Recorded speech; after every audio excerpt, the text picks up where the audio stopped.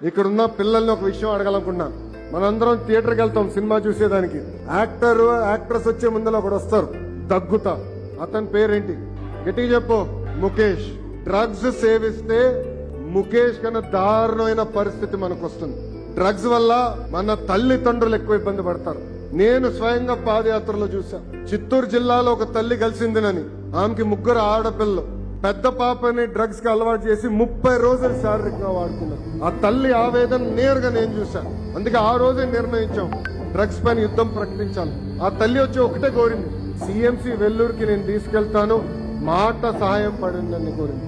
ఆ కోరికతో పాటు ఇంకోటని, మీరు గాని సహాయం చేయకపోతే నా పెద్ద కూతురు నేనే చంపాల్సి వస్తుంది, అప్పుడు గాని మా 2 కూతుర్లు పాడవరు కదా అని చెప్పారు.